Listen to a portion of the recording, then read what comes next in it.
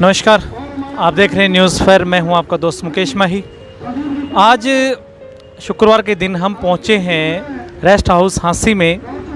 यहां पहुंचने का मुख्य कारण क्या है कि आपको टीवी चैनल्स के माध्यम से, अखबार के माध्यम से आपको एक मुद्दा, जो एक आज का एक अहम मुद्दा, जबकि राजस्थान सरकार ने भी एक ये जारी किया है, पुरानी पेंशन, कर्मचारियों की पुरानी पेंशन स्कीम जो है वो जो एक बहुत ही अहम मुद्दा बनकर उभर रहा है, उसी मुद्दे पर। और आप मेरे पीछे आप ये देख सकते हैं, पूरी की कर्मचारी हैं, ये काफ़ी बड़ी संख्या में, बड़ी तादाद में कर्मचारी यहाँ मौजूद हैं और लगातार ये नारेबाजी चल रही है। और ऐसी क्या एक वजह है जिस वजह से शुक्रवार के दिन ये कर्मचारी यहाँ इकट्ठा हुए हैं, इस बारे में पूरी जानकारी लेने के लिए हम बात करवाएंगे आपकी प्रधान जी से।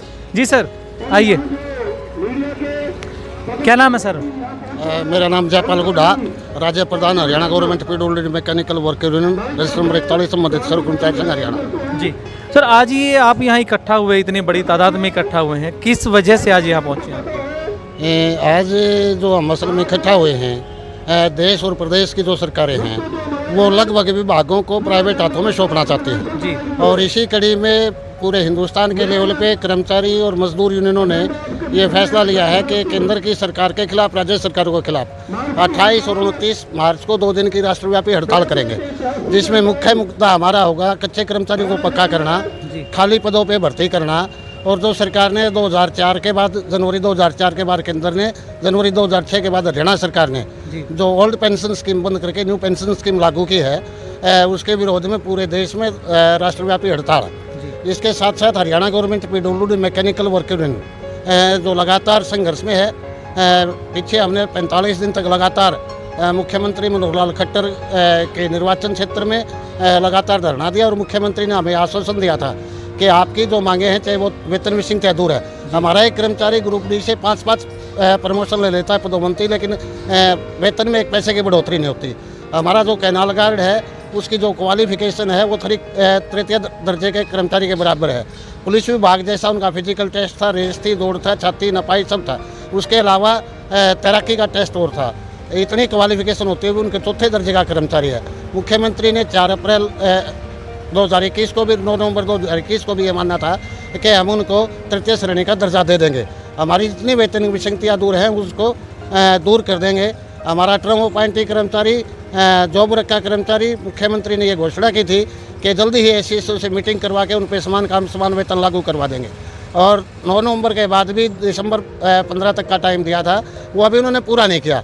अब ये इन्हीं नीतियों के खिलाफ हम 28-29 2 दिन की राष्ट्रव्यापी हड़ताल करेंगे। और फिर भी अगर सरकार ने हमारी मांगों के ऊपर ध्यान नहीं दिया, जो मुख्यमंत्री ने वायदा किया था, तो हम इस हड़ताल के बाद फौरी तौर पे जो हमारे विभागों में दूसरे संगठन काम करते हैं उनसे भी बातचीत करके Haryana government PWD mechanical worker, हमने करनाल से जो आंदोलन छोड़ा था, स्थगित किया था, पोस्टपोन किया था, उसका समाप्त नहीं किया था, उसको हम करनाल से फिर से दोबारा शुरू करेंगे।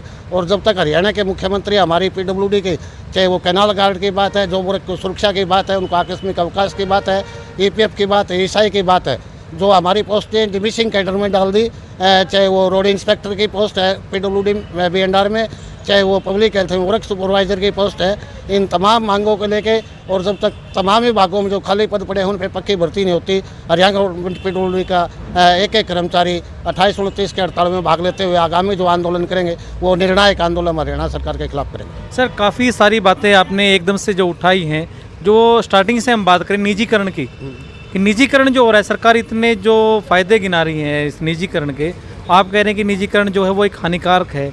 एक बिल्कुल स्पष्ट शब्दों में बताइए सर, क्या निजीकरण वाकई में हानिकारक है या सरकार जो कह रही है वो सही है सर? उदाहरण के तौर पे मैं आपको बताऊं कि हरियाणा की सरकार लगातार कई वर्षों से रक्षाबंधन के ऊपर हमारी बहनों का किराया माफ़ करती है। जी, बसों में किराया माफ़, हरियाणा रोडवेज की बसों में किराया माफ़ करती है।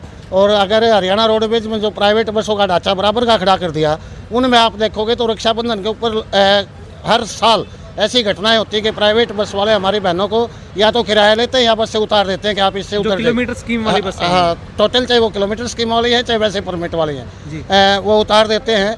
और हरियाणा रोडवेज में आप अगर काउंट करोगे तो 44 कैटेगरी ऐसी है, चाहे कैंसर का मरीज है, चाहे हैंडीकैप्ड है, चाहे एमपी है, चाहे हरियाणा पुलिस का कर्मचारी है, वो फ्री में चलता है। अगर प्राइवेटाइजेशन हो गया तो वो नहीं जाएगा। हमारे विभाग में अगर आप देखोगे जो पब्लिक हेल्थ की स्कीम में नगर निगम को और उसको देने की बात है, अगर नगर निगम में चलेगी, नगर निगम के पास वो संसाधन नहीं है। गुड़गांव चला गया, आपने देखा होगा, एक बारिश होती है कई कई घंटे जाम लगा रहता है क्योंकि निगम के पास संसाधन नहीं है। अगर हमारी स्कीमों को, वाटर वर्क्सों को पंचायतों को दे दिया, पंचायतों के पास बजट नहीं है, वो उसका रख रखाव ठीक नहीं कर पाएंगे, गंदे पानी की सप्लाई होगी और वो ठीक से बिलों की उगाही भी नहीं कराएंगे क्योंकि वो इलेक्टेड बॉडी है, उन्हें वोट की ज़रूरत पड़ेगी जी। तो सरकार ये जो निजीकरण कर रही है, असल में ये जो अपने चहेते ठेकेदार हैं उनको फ़ायदा पहुँचा रही है। जहाँ हरियाणा के कर्मचारी की मांग है। जी, मैं आपको रोकना चाहूँगा सर कि आपने अभी भी एक बात की थी कि जो कर्मचारी है जो चतुर्थ श्रेणी 4th क्लास में जो कार्य कर रहे हैं, उसकी जो योग्यताएं हैं वो 3rd क्लास के बराबर हैं। ये कुछ समझ में नहीं आया सर, ये कैसे क्या चल रहा है सर? मैंने बताया जैसे हरियाणा पुलिस का कर्मचारी है, पुलिस में सिपाही भर्ती होता है जी। वो 3य श्रेणी में है, उसका कद नापेंगे 5 फुट 7 इंच है, उसकी वजन नापेंगे इतना है, उसकी छाती नापेंगे 32-34 है जी। इसी तरह से हमारे जो कैनाल गार्ड भर्ती करी उनकी तमाम ये योग्यताएँ थी और उसके अलावा भी क्योंकि उसको नहर पे काम करना था, तैराकी का टेस्ट एक अलग से था। हमारी मांग ये है कि +2 पास है, वो सारी योग्यताएं 3rd क्लास के कर्मचारी की वो करते हैं और उनका नाम भी कैनाल गार्ड है। गार्ड का मतलब है सुरक्षा का, पुलिस का काम भी सुरक्षा का है, तो उसके तर्ज पे उनको 3य श्रेणी का कर्मचारी घोषित करें। और अगर सरकार उनको करती है 3य श्रेणी का कर्मचारी घोषित, तो सरकार को एक पैसे का भी नुकसान नहीं है बल्कि बेनिफिट है क्योंकि 4थे दर्जे का जो कर्मचारी है हमारा वो वर्दी अलाउंस लेता है 440 रुपये, 220 रुपये साइकिल अलाउंस लेता है। अगर वो 3य श्रेणी में चले गए तो 660 रुपये का सरकार को नुकसान के बजाय बेनिफिट होगा। एक पैसा सरकार का खर्च नहीं होता और उल्टा 2 साल सरकार को उनको तनख्वाह कम देनी पड़ेगी क्योंकि वो 4th क्लास में 60 साल में रिटायर होंगे और 3य श्रेणी में 58 साल में रिटायर हो जाएंगे। जी सर, आपका क्या नाम है सर?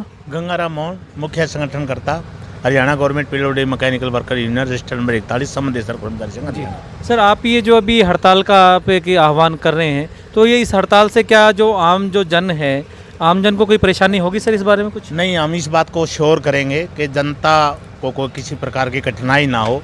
अगर वास्तव में देखा जाए तो ये हमारी कोई वित्तीय मांगों को लेकर हम हड़ताल नहीं कर रहे। हम जनता की सेवा के लिए जो जरूरी सुविधाएं हैं, चाहे वो पानी की सुविधाएं हैं, चाहे सीवरेज की सुविधाएं हैं, चाहे सफाई की सुविधाएं हैं, चाहे सड़कों का निर्माण की बात है, वो सारी जनता की मांग और मुद्दों को लेकर ही चल रहे हैं।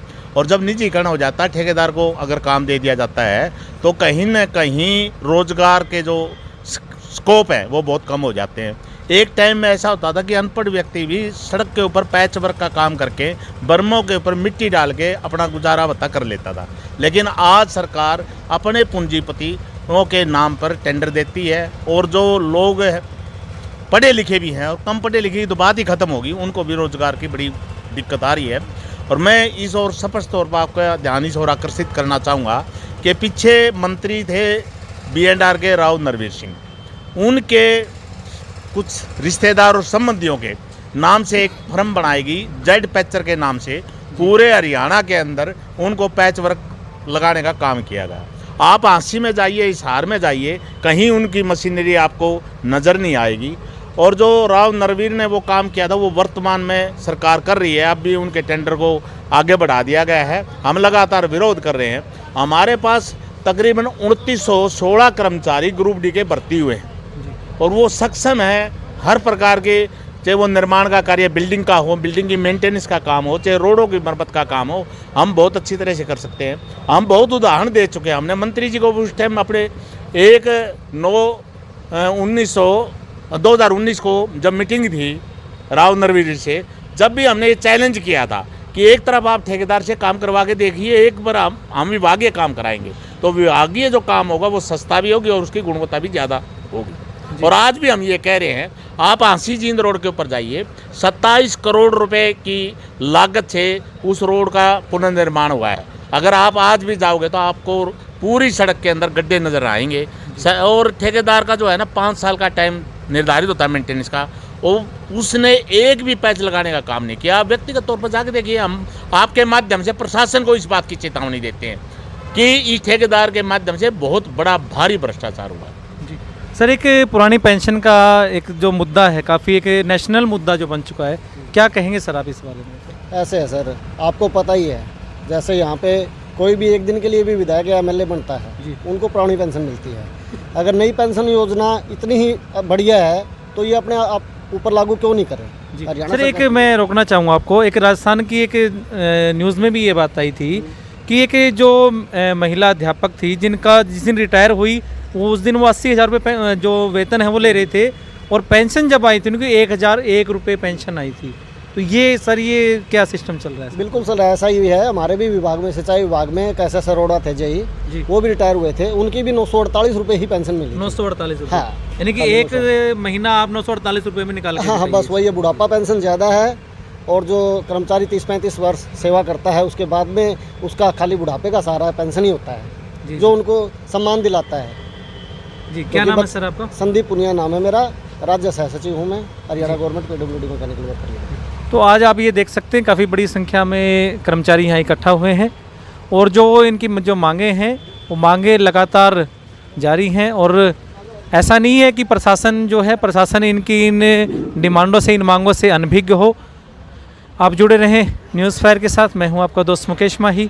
यूट्यूब पर अगर आप हमें देख रहे हैं तो प्लीज़ सब्सक्राइब कीजिए। फेसबुक पर देखते हुए आप हमें लाइक, फॉलो, शेयर कर सकते हैं। जुड़े रहें हमारे साथ। नमस्कार, जय हिंद।